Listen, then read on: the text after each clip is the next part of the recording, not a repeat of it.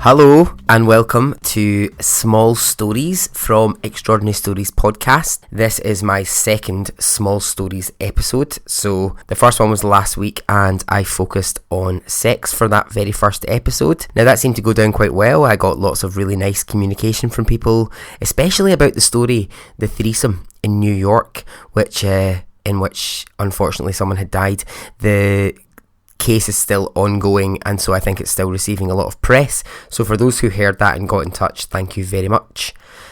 With this episode, it started out as actually going to be about survival, and then along the way, when I started researching, there's 3 little stories today, it actually ended up becoming about escape. So that's going to be the theme of this one. So onwards with the first story. Okay, let's go.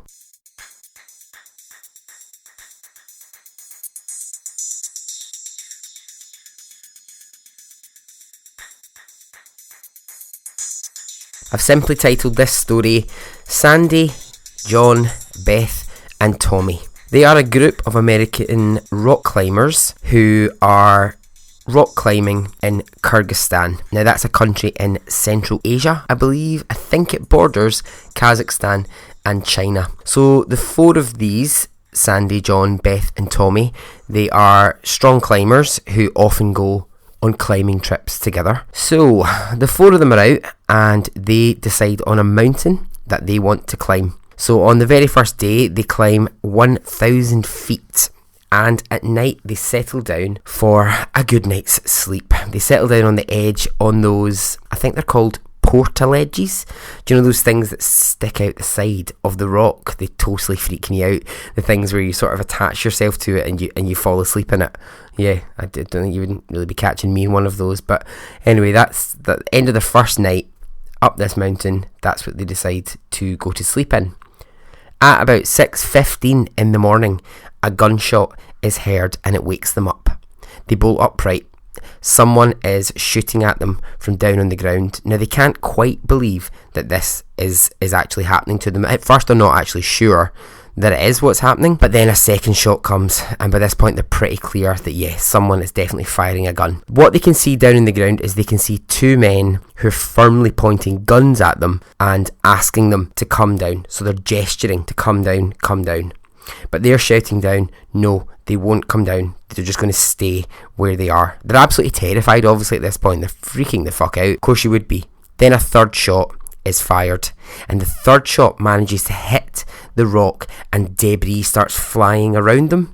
And so they start to think, okay, maybe we do need to go down and maybe we need to actually try and address this. So John, one of the climbers, he volunteers to go down and talk to the men who are at the bottom. It takes him 2 hours to get to the base of the mountain. Once he's down there, he has a conversation with them and he radios up to Sandy, who is still up the mountain waiting to find out what's going to happen.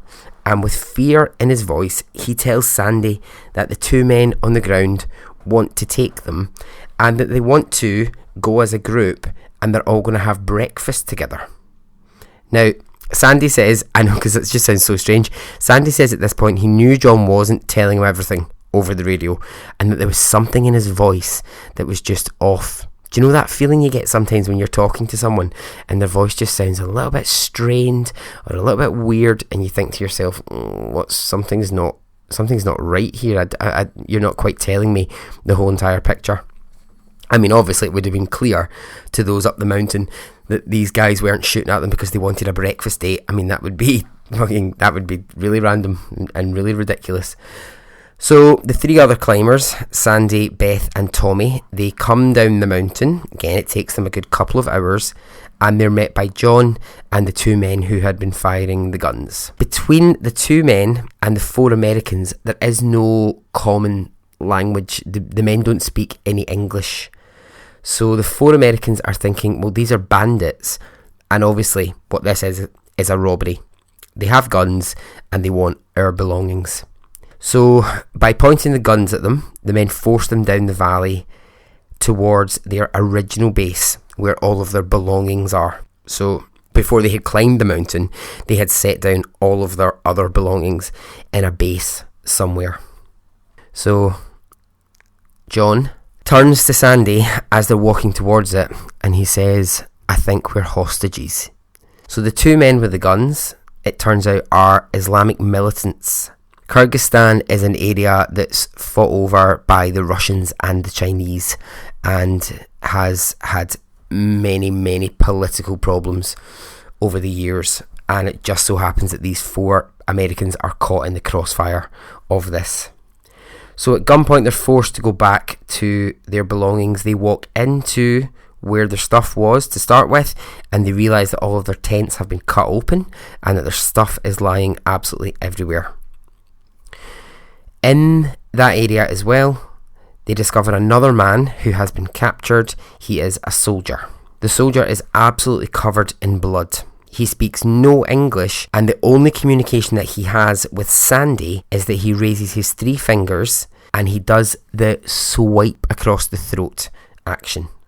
So Sandy takes this to mean that his 3 friends are to die and that possibly the female Beth is to be kept alive. That's how he interprets it. Again, they don't share a language, so this is all through gesture. This is all through trying to say things through your eyes or trying to communicate in any way that you can that's not through language. So the soldier shakes his head and he repeats the signal again, puts the 3 fingers up, puts them across his throat.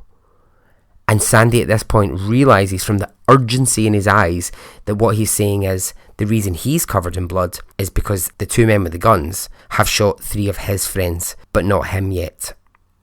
So they're told to take down their tents and gather up their belongings into rucksacks. Now, as they're doing this, with the captors pointing rifles at them, there's a moment of eye contact between Sandy and the soldier covered in blood. And at this moment, the soldier is trying to communicate that if they're going to get out of this alive, they would need to act now, and they would need to act together. And this freaked Sandy out.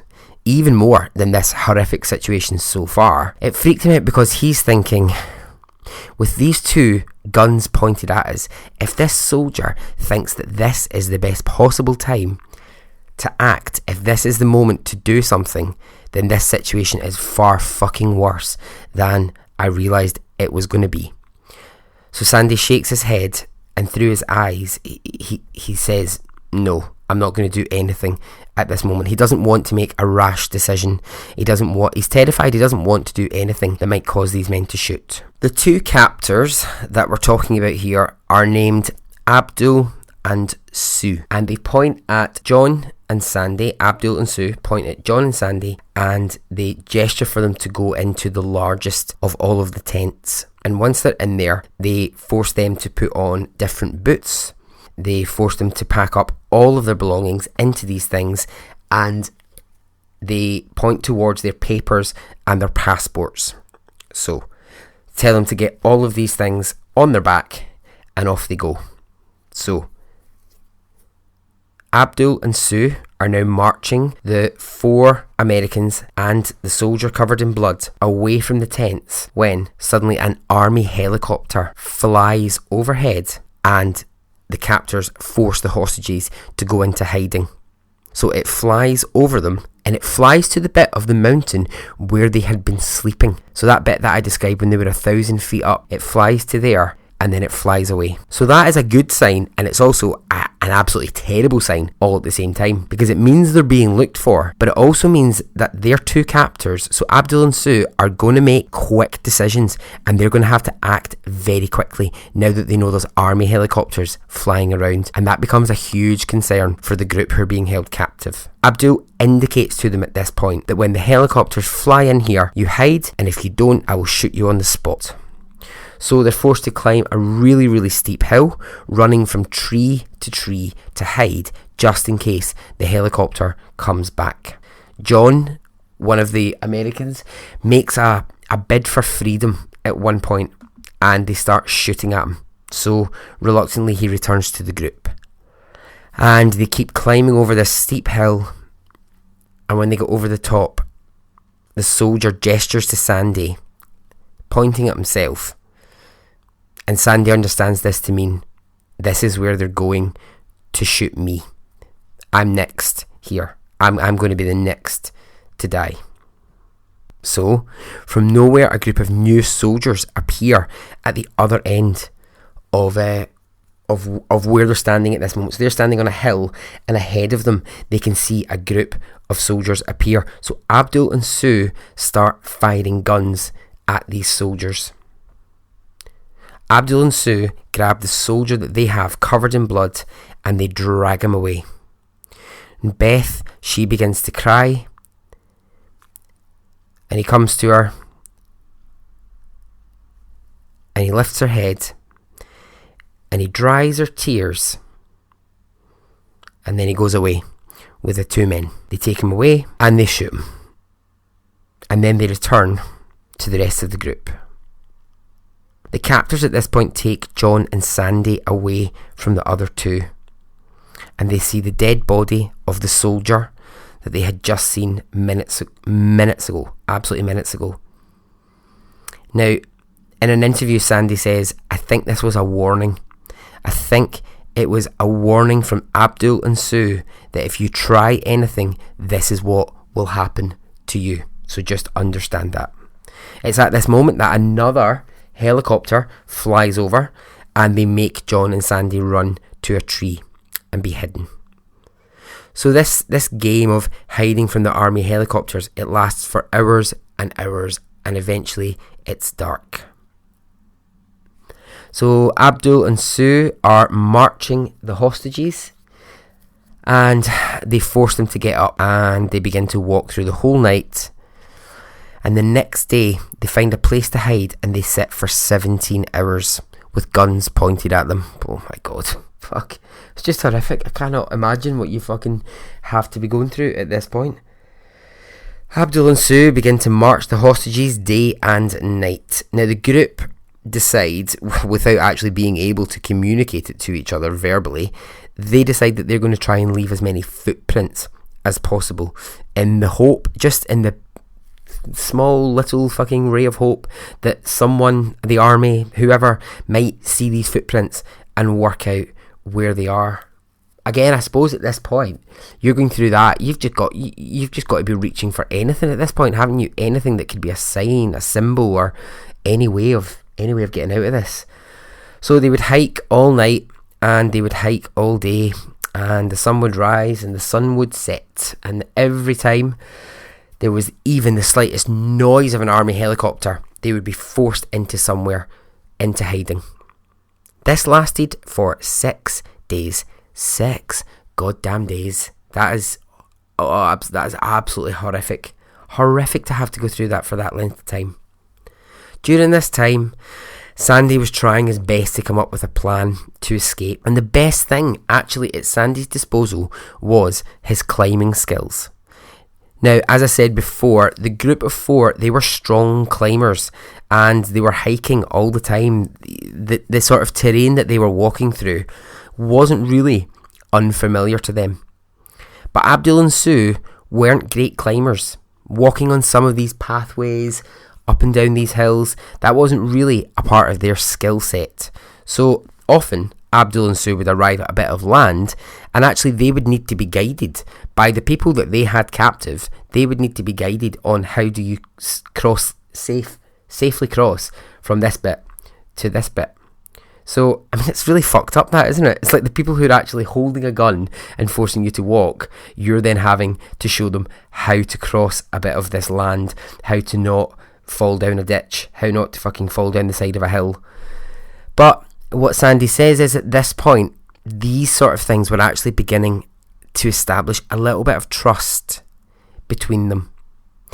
He says he felt that at this point Abdul and Sue were pretty sure that between the fact that they had been here for 6 days and that they had shown him we can kill, that they weren't probably, the 4 of these were probably not going to try and just make a crazy run for it. On the 7th night of their captivity, Abdul leaves Sue for the first time on his own with the hostages, and he goes in search of food. Before he leaves, Abdul points to the top of a cliff. Now a really, really steep cliff, but he points up there and he says, that's where I want you to take them. That's where you're going to take them while I go and look for food, and I will come back and get. So the group of 5 climb this huge hill, and the group, obviously not able to discuss anything, look at each other and realise this is really their chance at this moment. If they're alone with Sue and they know he hasn't got the same climbing skills that they can, they could possibly find a place where they could actually push him. They could actually push him and make him fall, possibly push him off the cliff. This was really their best chance of survival. Sandy, in a quiet moment when Sue isn't watching them, turns to the other 3 and he says, this is our best chance. So, up the steep hill they are climbing. One of the group, Tommy, he waits for his moment and he runs at Sue when Sue's navigating a tricky bit of rock, and he grabs the gun from his back, and while Sue struggles, Tommy gets the gun and he throws Sue off the edge of the cliff. Sandy describes looking into Sue's eyes at the moment as he's falling to his death. His body hits a ledge and the group hear the crack of his body as it lands, and as they look over, he's gone. Good on you, Tommy. Good on you having the balls, mate, to just actually go for it, to go up there, grab that gun and throw him. I mean, in those moments you don't know what the depths of your strength are at that moment. But Tommy starts losing his shit about what he's just done, and Sandy has to take him, shake him, and when I watched this in interviews, it really, really struck me. Sandy says to him, there will be plenty of time in the future to cry about this, but this is not it. This is not the time. We need to keep moving forward. So Sue's gone, but where is Abdul? I mean, he could pop up at any fucking moment. So the group know kind of the valley that they're in, and they know that it only leads to one place, an army base. And if they're going to have any chance of survival, they're going to have to make it there. But they're disorientated, and they don't really know where Abdul is. So with all of their energy, fuck's sake, they must have none at this point, but with any energy that they have left, they begin to run in what they think is the direction of the army base. So there's steep cliff faces, there's huge, horrible areas of land for them to cover, and they just have to keep running and running and running. And eventually they arrive at a hut. Now, they don't know at this point, are they going to encounter more rebels or safety? So they don't take the chance. Instead, the group of 4 keep running and running and running, and they begin to hear gunshots behind them. And they begin to feel gunshots being fired at the ground where they're running. A man with a rifle appears in front of them, and he throws Sandy to the ground. And he places a rifle against his head. But it's at this point that the man realises that Sandy and the other 3 have been taken prisoner. So the group are then examined, and immediately they are taken to the army base where they are safe. So phew. Thank fuck that is over. That is crazy. I mean, it's just such a that's a week. That's a week of your life. Can you imagine that, what you've been through in that week? Abdul has never been found, and Sue, now this is incredible, although he fell from that cliff, he managed to survive, and he is still at large. 6 months later, the group went back to the place where it had happened, because the family of the dead soldier, they wanted to meet with the 4 Americans, and they wanted to know the full picture of how their son had died. And that must have been a horrible story to have to tell. I would not like to be the person who had to meet a grieving family and explain how their son had died.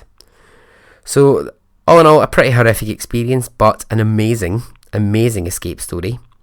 Yeah, thank God they survived. The PTSD that they suffer must be huge. Hopefully they're all making their way through it now.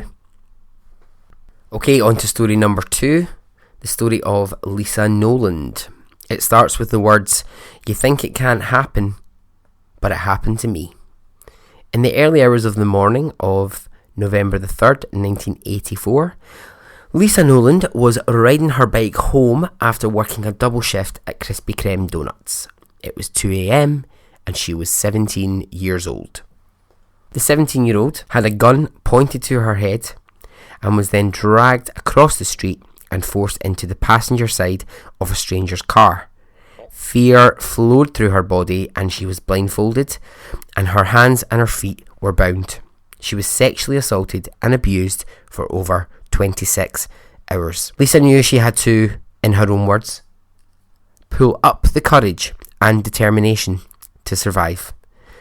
Little did Lisa know her captor was a notorious serial killer and sexual sadist who by that stage had raped more than 50 women in the Miami-Fort Lauderdale area before he moved to Tampa and tortured 8 women, dumped their bodies and sent the community into a frenzy of terror.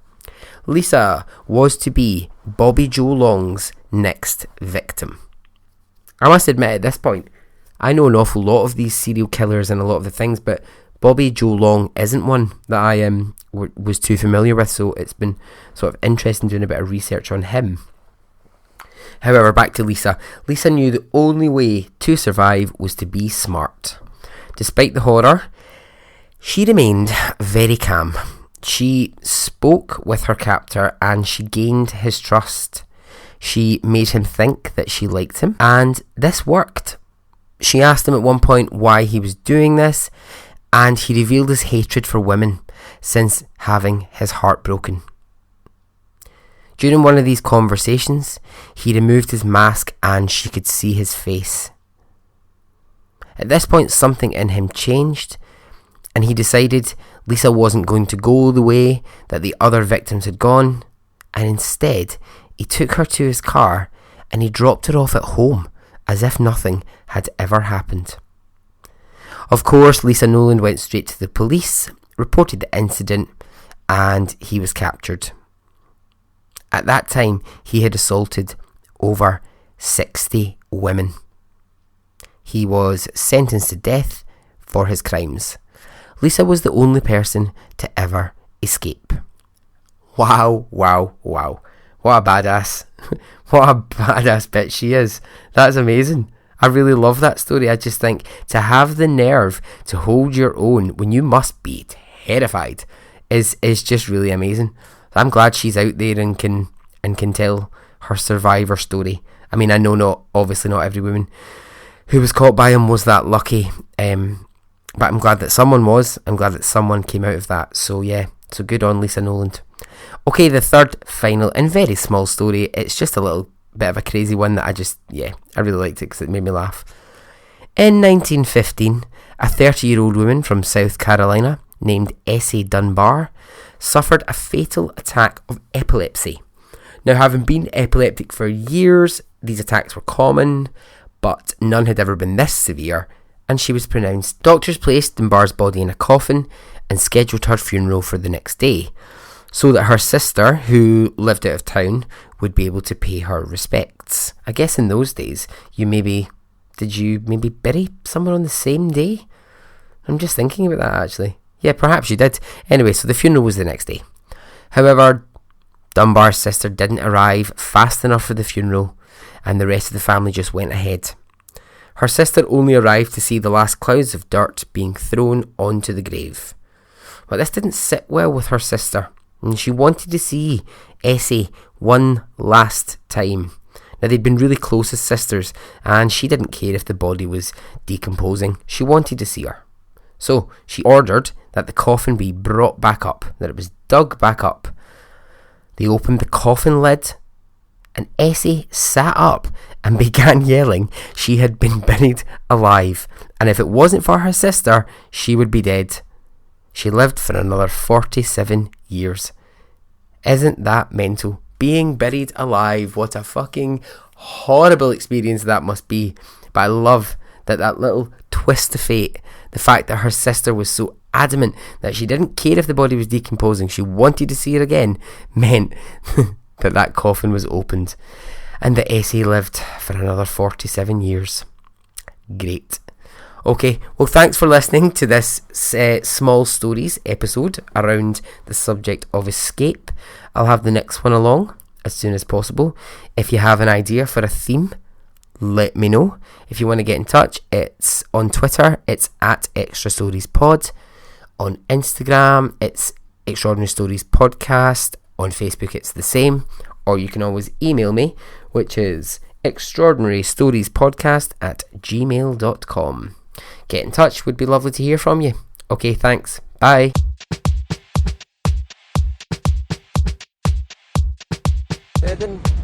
It didn't affect me really one way or the other.